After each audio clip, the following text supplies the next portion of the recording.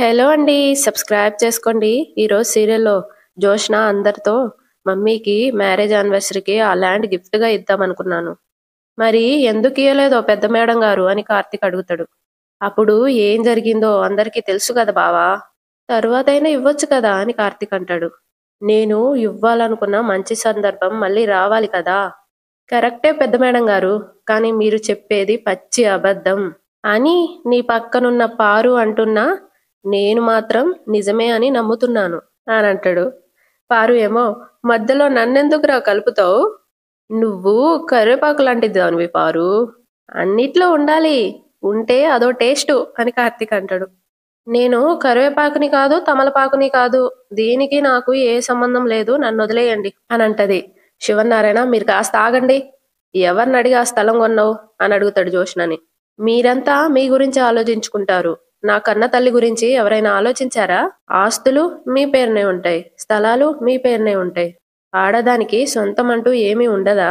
మమ్మీకంటూ సొంతంగా ఏదైనా ఉండాలనుకున్నాను. అందుకే కొన్నాను అని అంటా ఉంటే పారు ఒరే కార్తీక్ విన్నావా?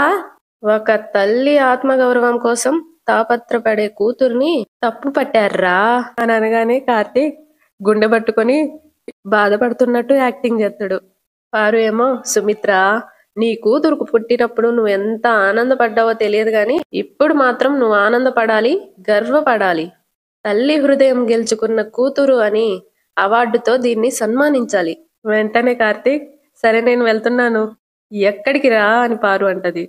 ఏదైనా ఫంక్షన్ హాల్ ఖాళీగా ఉందేమో బుక్ చేద్దామని. ఎందుకురా? తల్లికి హృదయం గెలుచుకున్న కూతురు అనే అవార్డు ఇద్దామన్నావు కదా, అలాంటిది ఈ నలుగురు మధ్య ఇస్తే ఏం బాగుంటుంది? ఓ 400 మందిని పిలిచి 40 లక్షలు ఖర్చు పెట్టి గ్రాండ్గా పార్టీ చేసి పైనుండి పూలమాల కురుస్తూ ఉంటే ఆ పూలమాల మధ్యలో ఈ మాతృమూర్తి చేతుల మీదుగా ఆ మాతృ హృదయం గెలుచుకున్న కూతురికి అవార్డు ఇస్తుంటే చప్పట్లతో ఆడిటోరియం అదిరిపోవాలి. సరిగ్గా అదే టైంలో బ్యాక్గ్రౌండ్ లో సాంగ్ స్టార్ట్ అవుతుంది. అవార్డు అందుకుంటున్న ఆనందంలో పుత్రిక గారు కంటతడి పెట్టుకుంటుండే అది చూసి మనమంతా ఇది కదరా ప్రేమ అనుకొని అద్భుత దృశ్యాన్ని తనివి తీరా చూసి తరిచి ఆనందపడాలి అని అంటా ఉంటే ఆరు వెటకారం చేసింది చాలే గాని ఆపు అని అంటది. వెంటనే శివనారాయణ వెటకారం చేసింది వాడు కాదు, జోష్న. ల్యాండ్ కొన్నానని చెప్తుంది కదండి. బుద్ధి లేకుండా మాట్లాడుకు పారిజాతం. ఎవరినడిగి కంపెనీ డబ్బులు వాడింది? నా పర్మిషన్ లేకుండా జోష్న అకౌంట్ కి ట్రాన్స్ఫర్ చేసిన అకౌంట్ మీద కేసు పెట్టండి. వాడికి బుద్ధి చెప్తే అప్పుడు ఆటోమేటిక్ గా జోష్నకు బుద్ధి వస్తుంది. శ్రీధర్ వద్దు మామయ్య గారు, ఆ ల్యాండ్ నే కంపెనీ ప్రాపర్టీ కింద చూపిస్తే సరిపోతుంది అని అంటా ఉంటే దశరథ అదంతా తేలిగ్గా అవదు బావా, డాక్యుమెంట్స్ అన్ని మార్చాలి అనగానే శ్రీధర్ సరే బావా, మనకైతే విషయం అయితే తెలిసింది కదా, దీని గురించి మనం తర్వాత మాట్లాడుకుందాం. నేనిక బయలుదేరుతాను అని అంటాడు. శివనారాయణ శ్రీధర్ చెప్పండి మావయ్య. లంచ్ టైం అయింది కదా, భోజనం చేసి వెళ్దు గాని. అలాగే మావయ్య గారు అనగానే జోష్న కోపంగా పైకి వెళ్ళిపోతుంది. వెనకాలే పారు వెళ్ళిపోతుంది. కార్తీక్ ఏమో దీప వంటలన్నీ డైనింగ్ టేబుల్ మీద సర్దుదాం పద అని కార్తీక్ దీప వెళ్ళిపోతారు. దశరథ్ ఏమో తనలో తాను జోష్న మనకు తెలిసినంత అమాయకురాలు కాదు నాన్న అని అనుకుంటాడు. జోష్న పైకెళ్ళి కూర్చుంటది. అక్కడికి పారు వెళ్ళి నవ్వి నువ్వు మీ అమ్మ కోసం ల్యాండ్ కొన్న విషయం నాకెందుకు చెప్పలేదే అని అడుగుతుంది. మా మమ్మీ కోసం ల్యాండ్ కొన్నానా? ఎవరు చెప్పారు అని అంటది. అక్కడ నువ్వే చెప్పావు కదే. తప్పించుకోవడానికి వేరే దారి లేక మా మమ్మీ మీద నెట్టేశాను. పారు ఏమో మరి ఆ ల్యాండ్ ఎందుకు కొన్నావే అని అడుగుతుంది. నా ప్లేస్ మీద నాకు నమ్మకం లేక అని అంటది జోష్న. అర్థం కాలేదు. నేను అస్సలైన కూతురు కాదని మా డాడీకి తెలిసేలోపు నా పేరు మీద ఎంతో కొంత ప్రాపర్టీ ఉంటే సేఫ్ అని ఆలోచించి క్యాషియర్కి ₹1,00,000 లంచం ఇచ్చి నా అకౌంట్కే ఆ అమౌంట్ ట్రాన్స్ఫర్ చేయించాను అని అంటది. అప్పుడు పారు అంత పెద్ద మోసం చేసి ఇంత కూల్గా ఉన్నావేంటే అని అనగానే జోష్న నేనేమీ కూల్గా లేను గ్రాని, పేలడానికి సిద్ధంలా ఉన్న అగ్ని పర్వతంలా ఉన్నాను. నేను సీఈఓగా ఉంటే ఈ ఫ్రాడ్ బయటపడకుండా నేను వాడుకున్న డబ్బు నష్టంలా చూపించి తప్పించుకునేదాన్ని. కానీ బావ అనేది ఒకడున్నాడు చూడు, నా పాలిట భస్మాసురులా తయారయ్యాడు. చెయ్యి వాళ్ళ నెత్తి మీద కాదు, నా నెత్తి మీద పెట్టడానికి నన్ను వెంటాడుతూ ఉన్నాడు అని అంటా ఉంటే అక్కడికి దీప వస్తది. కానీ మీరు దొరకరు కదా. ఏంటమ్మాయి గారు అలా చూస్తున్నారు అని అంటది. అప్పుడు పారిజాతం నువ్వెప్పుడొచ్చావు అని అడుగుతది. ఇప్పుడే. ఎందుకొచ్చావు అని అడుగుతది. భోజనానికి పిలవడానికి అని అంటా ఉంటే పారు మాకు ఆకలేస్తే మేమే వస్తాం కదా, నువ్వే వచ్చి పిలవాలా అని అంటా ఉంటే అక్కడికి కార్తీక్ కూడా వస్తాడు. వస్తూ వస్తూ ఇదే మాట సింహంతో చెప్పమంటావా అని అనగానే జోష్న చెప్పించాల్సినంత మావయ్యతో చెప్పించినావు కదా. ఈ కార్తీక్ నవ్వి అది ఇంకా పూర్తి కాలేదు మేడం అని అంటా ఉంటే పారు అదేదో తన తల్లి కోసం ప్రేమగా కొనుక్కుంటే అందరు కలిసి దాని మీద పడతారేంట్రా. దీపేమో మీకు కూడా దాంట్లో వాటా ఉన్నట్టుంది అని అంటది. ఏంటే వాగుతున్నావు? ఆ నాకు వాటా ఉండటం ఏంటి? అయినా వాటాల గురించి నువ్వెందుకు మాట్లాడుతున్నావు అని అంటది. అప్పుడు కార్తీక్ చెరు సమానంగా పంచుదామని అని అంటాడు. ఆ ఎవరూ పంచాల్సిన అవసరం లేదు. ఇది శివనారాయణ గారి ఏకైక వారసురాలు. ఎప్పటికైనా ఈ ఆస్తంతా దీందే. హ మీరంతా చీమల్లా చుట్టూరా చేరి తలో ముక్క పట్టుకుపోదాం అనుకుంటున్నారేమో అని అంటా ఉంటే కార్తీక్ ఎవరి ఆస్తి ఎవరి సొంతం, ఎవరు ముక్కలు చేసి పట్టుకుపోదాం అనుకుంటున్నారు అని అంటా ఉంటే జోష్న ఏ ఆస్తిలో నీకు కూడా వాటా ఉందా అని అనగానే నేను అడిగానా అని కార్తీక్ అంటాడు. పారు ఏమో మరెందుకు అలా మాట్లాడుతున్నావు? వెంటనే కార్తీక్ ఎందుకంటే ఈ ఆస్తంతా అని అనబోతుంటే దీప కార్తీక్ చేయి పట్టుకొని అక్కడ భోజనాల కోసం అందరు ఎదురు చూస్తున్నారు, పద పోదామండి అని అంటది. కార్తీక్ ఏమో ఒక్క నిమిషం ఆగు, చిన్న క్లారిటీ ఇచ్చి వెళ్ళిపోదాం. ఎవరికి క్లారిటీ ఇవ్వాలి అని పారు అంటది. నీకే. నాకా? కార్తీక్ ఏమో ఈ ఆస్తంతా శివనారాయణ గారి కష్టార్జితం. ఆయన తన కొడుక్కి రాశారు, తన కొడుకు తన కూతురికి రాస్తారు, అంటే ఈ ఇంటి వారసురాలికి. పారు ఏమో నేను చెప్పేది అదే కదా, ఈ ఇంటి వారసురాలు జోష్నకే రాస్తారు. కార్తీక్ నవ్వి నేను చెప్పింది నువ్వు చెప్పింది ఒకటి కాదు పారు, బోత్ ఆర్ నాట్ సేమ్ అనేసి పద్దీప అని వెళ్ళిపోతాడు. మీరు తొందరగా వచ్చేయండి అని అంటాడు. పారు కన్ఫ్యూజన్ లో పడిపోయి రెండు ఒకటే అంటే వాడంటే కాదంటాడు అని అంటది. అప్పుడు జోష్న బావా ఏదో ఒకటి మాట్లాడుతూనే ఉంటాడు, నువ్వన్నీ పట్టించుకుంటే ఎలాగ్రాని. అది కాదే వారసురాల గురించి ఏదో అర్థం వచ్చేలా అన్నాడు అని అనగానే జోష్న ముందు నువ్వు వెళ్ళి భోంచేయి అని అంటది. నేనేంటి నువ్వు రావాలి. నేను రాను అని జోష్న అంటది. నువ్వు రాకపోతే ఏదో తప్పు చేసి దాక్కున్నట్టుంటుంది అని అనగానే జోష్న తప్పు చేశాను కానీ భయపడడం లేదు. అయితే నాతో రా, వాళ్ళు ఏం మాట్లాడుకుంటున్నారో మనకి తెలుస్తుంది దా అని పారు జోష్నాన్ని తీసుకొని వెళ్తది కిందకి. డైనింగ్ టేబుల్ దగ్గర అందరు తింటా ఉంటారు. శివనారాయణ అమ్మ మీరు కూడా కూర్చోండి అని దీపాని కార్తీక్ ని అంటాడు. శ్రీధర్ కూడా కార్తీక్ కూర్చోరా అనగానే వాళ్ళిద్దరు కూర్చుంటారు. దశరథ్ ఏమో అమ్మ నీకో మాట చెప్తా విను. నలుగురితో కలిసి పంచుకునేది ఒక మాటైనా ఒక ముద్దైనా మనసుకి ఆనందాన్ని ఇస్తుంది అని మా నాన్న చెప్పారు అని అంటా ఉంటే కార్తీక్ ఇలాంటి మంచి మాటలన్నీ మీతోనే ఆగిపోతే ఎలా మావయ్య, నెక్స్ట్ జనరేషన్ కి కూడా నేర్పించాలి కదా. శివనారాయణ ఏమో అవును జోష్న ఏది అనగానే సుమిత్ర లోపలుంది మావయ్య గారు, రమ్మని చెప్పాను కదా, ఎన్నిసార్లు పిలవాలి, ఫోన్ చేసి త్వరగా రమ్మను అని అంటాడు. దశరథేమో అని ఫోన్ తీయడానికి వెళ్తాడు. అప్పుడే పారు ఇంకా జోష్న వస్తారు. పారు ఏమో అంత శ్రమ అవసరం లేదు, మేమే వచ్చాం అని అంటది. దీప కార్తీక్ వచ్చి పిలిచిన తర్వాత రాకుండా ఎలా ఉంటాం? చూశావా జోష్న, వీళ్ళంతా మన కోసమే వెయిట్ చేస్తున్నట్టున్నారు, కూర్చో అని ఇద్దరు కూర్చుంటారు. పారు ఏమో కార్తీక్ పక్కనే కూర్చొని ఏరా మీరు భోజనం చేస్తున్నారా అని అడుగుతది.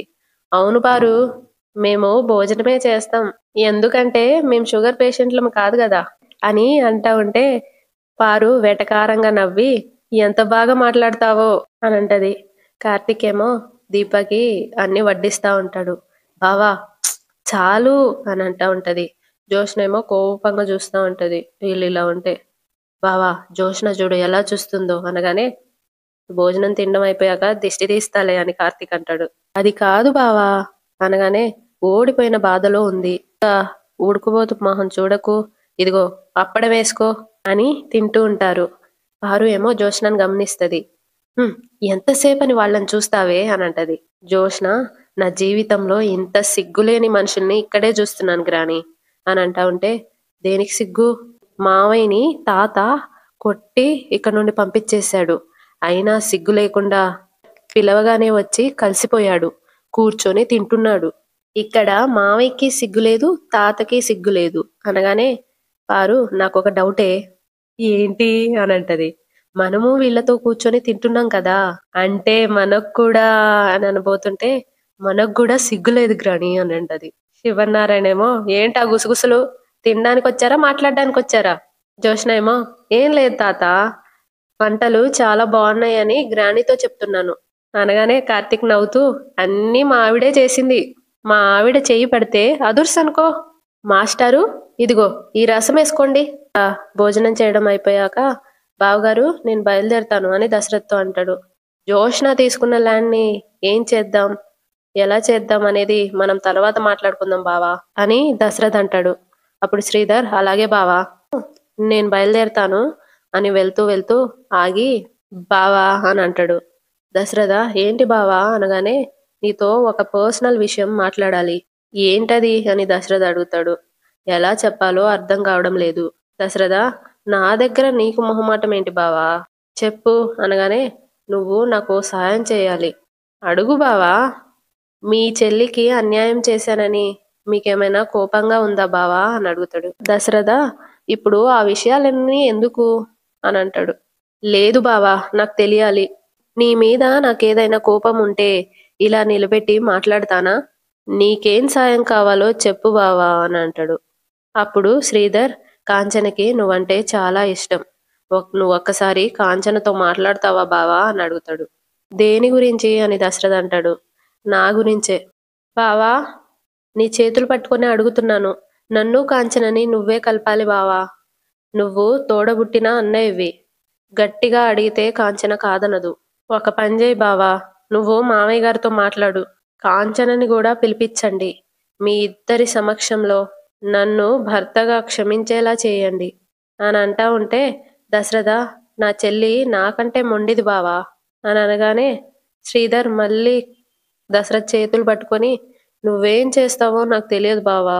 కాంచన మళ్ళీ నన్ను భర్తగా స్వీకరించాలి. అందుకు నన్నేం చేయమంటావో చెప్పు బావా అని అంటా ఉంటే అక్కడికి పారు వచ్చి విని నువ్వు సూపర్ అల్లుడు. తినే అన్నంలో 2 కూరలు కలిపి తిన్నప్పుడే అనుకున్నాను అల్లుడు గారి మనసు డబుల్ బెడ్రూమ్ కాదు, 3 బెడ్రూమ్ ఫ్లాటు అని అంటా ఉంటే శ్రీధర్ అత్తయ్య గారు అని అంటాడు. ఇలా మాట్లాడడానికి కొంచెమైనా బుద్ధుండాలి అల్లుడు. అక్కడికి కార్తీక్ కూడా వస్తాడు. ఏమైంది పారు, ఎందుకు మా నాన్నని తిడుతున్నావు? అందరూ వచ్చేస్తారు. జోష్న ఏమో ఏదో ఒక తప్పు చేయకపోతే ఎవరు ఎవరిని తిట్టరు కదా బావా అని అంటది. దీపేమో మా బావ అడిగేది అదే అమ్మాయి గారు, మా మావయ్య గారు ఏం తప్పు చేశారు అని అడుగుతుంది. వెంటనే పారు చెప్తే నువ్వు కూడా చీ అంటావు. అంత పెద్ద తప్పు మా నాన్న ఏం చేశాడు? మీ నాన్నకి 2 పెళ్ళాలు కావాలంట అని పారు అనగానే శివనారాయణ పారిజాతం అని గట్టిగా అరుచుకుంటూ వస్తాడు. నిజాలు కాలుతున్న చింత నొప్పుల్లా ఉంటాయండి అని పారు అంటది. దశరథ పిన్ని బావ ఏం అడుగుతున్నాడో తెలుసా అని అంటా ఉంటే పారు కాంచనకి దూరంగా ఉండలేకపోతున్నా మా ఇద్దరిని కలుపు బావా అని నీ చేతులు పట్టుకొని బ్రతిమలాడుకుంటున్నాడు అంతే కదా. శివనారాయణ దాంట్లో తప్పేముంది అని అంటాడు. అవ్వా, ఈ మాట ఎవరైనా విన్నారు అంటే ఏమనుకుంటారు? సిగ్గు లేకుండా అడిగినందుకు అల్లుండేమీ అనరు. అది విన్నాక కూడా మనం ఏమీ అననందుకు మనల్నే చీ అంటారు అని అంటది. శ్రీధర్ ఏమో చీ అనడానికి ఇందులో ఏముంది అత్తయ్య గారు? కాంచనని క్షమించమని అడిగాను. మనిషిగా క్షమిస్తాను గాని భార్యగా క్షమించలేను అన్నది. నా బాధలేదో నాకున్నాయి. ఏం చేయాలో తెలియక దశరథ బావని బ్రతిమలాడుకున్నాను. దాంట్లో తప్పేముంది అని అంటాడు. వెంటనే పారిజాతం అప్పుడు 2 పెళ్ళాలని నువ్వు కోరుకున్నట్టే కదా. తప్పు చేసిన భర్తని వదిలేసినందుకు కాంచన పరువు నిలబడింది. ఇప్పుడు కాంచన భర్తని చేరదీస్తే తను మొదటి భార్యలా ఉండాలి.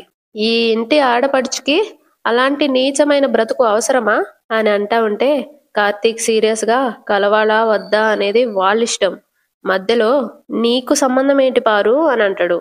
జోష్న అప్పుడైతే మావయ్య మా డాడీని కాకుండా అత్తని అడగొచ్చు కదా అని అంటది. అప్పుడు శ్రీధర్, నా భార్యను అడిగినా ఉపయోగం లేదనే కదా నా బామర్దిని అడిగింది అని అనగానే పారు, "హ్మ్, నీకే నాయనా, నువ్వు ఎవరినైనా అడుగుతావు. సరే అనే వాళ్ళకే బుద్ధుండాలి." దశరథ ఫీల్ అవుతాడు. సుమిత్ర వెంటనే కోపంగా, అత్తయ్య గారు, ఎవరికి బుద్ధుండాలని మాట్లాడుతున్నారు? దశరథేమో, సుమిత్ర ఆపు అన్నట్టు సాగిచేస్తాడు. ఇక్కడ జరిగేది మీకు సంబంధం లేనప్పుడు మీ గురించి తప్పుగా ఎందుకు మాట్లాడాలి అని సుమిత్ర అంటది. పారు, ఏ కాంచన దశరథకి చెల్లెలు కాదా? చెల్లె అయితే ఏంటి చెప్పండి. శ్రీధర్ ఏమో, చెల్లమ్మా ప్లీజ్ నా గురించి మీరు గొడవ పడకండి అని అంటా ఉంటే జోష్న, మీ ఫ్యామిలీ కారణంగా మా ఫ్యామిలీలో గొడవలు రావడం కామన్ మావయ్య. కార్తీక్ ఏమో, మన నోరు తిన్నంగా ఉంటే అన్నీ బానే ఉంటాయి అని అంటాడు. వెంటనే పారు, ఈ మాట మీ నాన్నకి కరెక్ట్ గా సరిపోతుందిరా అనగానే దీప, పారిజాతం గారు, మరీ ఇలా మనసు లేకుండా ఎలా మాట్లాడుతున్నారు మీరు? సుమిత్రమ్మ గారు ఇంట్లో నుండి వెళ్ళిపోయారు, భార్యాభర్తలు విడిపోయారు, మళ్ళీ కలిశారు కదా అని అంటా ఉంటే పారు, ఆ కథ వేరు, ఈ కథ వేరమ్మా. దీపేమో, కథలు వేరైనా మనుషులు కలవాలి అనుకుంటే వాళ్ళు కలవడానికి సహాయం చేయాలి, చెయ్యలేకపోతే సైలెంట్ గా ఊరుకోవాలి అనగానే పారు, శబాష్, ఇది దమ్మున్న మాట అంటే. ఇదే మాట మీద మీ మామగారిని నిలబడమను, నేనేం చేస్తానో చూపిస్తాను అని అంటా ఉంటే కార్తీక్, ఏం చూపిస్తావు? పారు ఏమో, కాంచన కాళ్ళని పట్టుకోనైనా మీ అమ్మని మీ నాన్నని కలుపుతాను, అందుకు నువ్వు సిద్ధంగా ఉన్నావా అల్లుడు అని అంటది. సిద్ధంగా అంటే అని శ్రీధర్ అంటాడు. నేను చెప్పింది నువ్వు చెయ్యాలి. ఏంటది అని అంటాడు. కావేరిని నువ్వు వదిలేయాలి. చెప్పల్లుడు, కావేరితో గాని నీ కూతురుతో గాని నాకు ఎలాంటి సంబంధం లేదు అని వాళ్లతో బంధాన్ని తెంపుకురా, నిన్ను కాంచన్ని నేను కలుపుతాను. శివనారాయణేమో, నువ్వు మాట్లాడే దాంట్లో ఏమన్నా అర్థముందా? జోష్న, మావయ్య ఇద్దరి భార్యలు కలవాలి అనుకోవడం న్యాయమైతే గ్రాని అడిగింది కూడా న్యాయమే తాత. నా మేనత్త తలెత్తుకొని బ్రతకాలి అంటే ఆవిడ పరువుని మనమే కాపాడాలి కదా. వెంటనే కార్తీక్, అవునవును, పరువులు కాపాడడం గురించి, మర్యాద కాపాడడం గురించి మనమే మాట్లాడాలి. నా తల్లి బాధలో ఉన్నప్పుడు కన్నీళ్లు తుడవడానికి కూడా రాని వాళ్ళు కూడా ఇప్పుడు ఆవిడ ఆత్మాభిమానం గురించి గొంతెత్తి మాట్లాడుతున్నారు. జోష్న ఏమో, ఏ మా మేనత్త మీద మాకు బాధ్యత ఉండదా? నా తల్లి నా తండ్రిని ఇంట్లో నుండి వెళ్ళిపోమన్నప్పుడు నువ్వేమైపోయావు? గొడవ మొదలైంది ఇక్కడ నుండే కదా. మరి ఆ రోజుకు నువ్వెందుకు వెళ్ళిపోతున్న మా నాన్నకి అడ్డుపడలేదు? మావయ్య, నువ్వు మా ఇంటి ఆడపడుచుని అన్యాయం చేయొద్దు, అత్తని వదిలేయొద్దు, అత్తని బ్రతిమలాడు, నీ తరపున మేం నిలబెడతాము అని అనాలి కదా. అన్నావా? ఎవరి జీవితం ఏమైపోతే మనకెందుకులే అని ఆ రోజు వదిలేశారు. ఈ రోజు మాట్లాడడం మీకు అనుకూలంగా ఉంది కాబట్టి ఎన్నైనా అడుగుతారు, ఎలాగైనా అడుగుతారు. పెంచేసుకొని రావడానికి బంధాలేమి పసుపు తాడుతో కట్టిన పశువులు కాదు, వాళ్ళు మనుషులే అని అంటా ఉంటే పారు, ముందు మీ నాన్నని నేను అడిగిన దానికి సమాధానం చెప్పమను. జోష్న ఏమో, సమాధానం రాదు గ్రాని, బావ ఊరికే మన మీద అడవడం తప్ప వాళ్ళ అమ్మని నాన్నని కలుపుతాడని అనుకుంటున్నావా అని అంటది. వెంటనే దీప, నువ్వు మీ అమ్మని నాన్నని కలిపానని ఎదుటి వాళ్ళకి చెప్పుకోవడానికే సరిపోతుంది కార్తీక్, దీప అని అంటాడు. లేకపోతే ఏంటి బావా, మనుషుల్ని అర్థం చేసుకోవాలి అంటే కళ్ళతో చూస్తే సరిపోదు, వాళ్ళ జీవితాల్లోకి తొంగి చూడాలి. పారు ఏమో, అవును మరి, నువ్వు నాకంటే వయసులో పెద్దదాని కదా, అన్నీ అర్థం చేసుకుంటావు, అంత చెప్పాల్సిన అవసరం లేదు పారిజాతం గారు. మా మావయ్య గారు తన బాధని తన బావతో చెప్పుకుంటుంటే అర్థం చేసుకోవడానికి వయసు కావాలా? చూస్తుంటే తెలియట్లేదా అని అంటా ఉంటే పారు, ఇప్పుడు నీ వరస చూస్తుంటే ఇద్దరు పెళ్ళాలని తీసుకొచ్చి ఒకే ఇంట్లో కాపురం పెట్టమనేలా ఉన్నావు. శివనారాయణ, పారిజాతం, నీ హద్దుల్లో నువ్వుంటే మంచిది అని అంటాడు. నా హద్దుల్లో నేనే ఉంటానండి. గొడవ ఇంతవరకు వచ్చింది కాబట్టి ఒక విషయాన్ని నేను ముక్కుసూటిగా అడగాలి అనుకుంటున్నాను. శివనారాయణ, ఇంకేం అడగాలి అని అంటాడు. పారు, నువ్వు కాంచన కోసం కావేరిని వదులుకోగలవా అంటే అల్లుడు మాట్లాడడం లేదు. కాంచన అల్లుడిని క్షమిస్తుందని మీరంతా ఎలా అనుకుంటున్నారు? ఏం అల్లుడు నువ్వు చెప్పు, పలకరించడానికే ఫోన్ చేయని మనిషి కలవడానికి ఒప్పుకుంటుందా? అయ్యో, అసలు ఇది జరుగుతుందా? జరుగుతుంది అంటే ఎవరైనా నమ్మగలరా? పోనీ మనం ఊహించగలమా అని అంటా ఉంటే కార్తీక్ పారు అని అంటాడు. ఏంటి అని పారిజాతం అంటది. మా నాన్నని మా తాత కొట్టి ఇంట్లో నుండి బయటికి గెంటేశాడు. ఇది నిజమా అబద్ధమా అనగానే నిజమే అని పారు అంటది. మళ్ళీ మా నాన్నని తాత క్షమిస్తాడని నువ్వు ఊహించావా అనగానే పారు లేదు అని అంటది. మా నాన్నకి సీఈఓ పోస్ట్ ఇస్తాడని నువ్వు ఊహించావా? "ఉమ్, ఇది కూడా లేదు అని అంటది. తాత, మావయ్య, మాస్టరు ముగ్గురు కలిసి భోజనం చేస్తారని నువ్వెప్పుడైనా అనుకున్నావా? హ! లేదు అని అంటది. నువ్వు అనుకోనివే అన్నీ జరిగినప్పుడు మా అమ్మ మా నాన్నని అంగీకరించడం కూడా జరగొచ్చు కదా. పారిజాతమేమో తనలో తాను "ఉమ్, లాజిక్ తో కొట్టాడు అని అనుకుంటది. శివనారాయణ చెప్పు అడుగుతున్నాడు కదా. వెంటనే పారు జరగొచ్చా అంటే ఏమోనండి, జరగొచ్చు, జరగకపోవచ్చు. కార్తీక్ ఏమో జరగకూడదని కోరుకుంటున్నావా అనగానే నేనెందుకు కోరుకుంటాను? మళ్ళీ కార్తీక్ అయితే జరగాలని కోరుకుంటున్నావా అనగానే అనుకుంటే జరిగిపోతుందా ఏదైనా? జరిగితే నువ్వు బాధపడతావా అని అడుగుతాడు. నేనెందుకు బాధపడతాను అని పారు అంటది. కలిస్తే హ్యాపీగా ఫీల్ అయితా అని అంటావు అని అంటాడు. కలవాలి కదా అని పారు అంటది. కలుస్తారు అన్న నమ్మకం లేదంటావా అని అంటాడు. అరే నీతో నేను మాట్లాడలేనురా అని అంటది. అప్పుడు శ్రీధర్ అత్తయ్య గారు ఎవ్వరితోనూ ఎవ్వరూ మాట్లాడాల్సిన అవసరం లేదు. నా బాధలేమో నేను పడతాను. నా ప్రయత్నాలేమో నేను చేసుకుంటాను. ఉంటాను మావయ్య గారు, ఉంటాను బావా అని చెప్పి అక్కడి నుండి వెళ్ళిపోతాడు. శ్రీధర్ వెళ్తా ఉంటే శివన్నారాయణ శ్రీధర్ అనగానే ఆగుతాడు. జోష్న ల్యాప్టాప్ మావయ్యకి ఇచ్చిరా పో అనగానే జోష్న వెళ్ళి ల్యాప్టాప్ ఇచ్చి వస్తది. వచ్చేటప్పుడు దీపేమో గ్లాస్ తీసుకోవడానికి వెళ్తది. కావాలని దీపకి కాలడ్డు పెడతది. దీప పడిపోబోతే సుమిత్ర పట్టుకుంటది. అంతటితో ఈ రోజు ఎపిసోడ్ అయిపోతది. సబ్స్క్రైబ్ చేసుకోండి కదా, లైక్ కూడా చేయండి.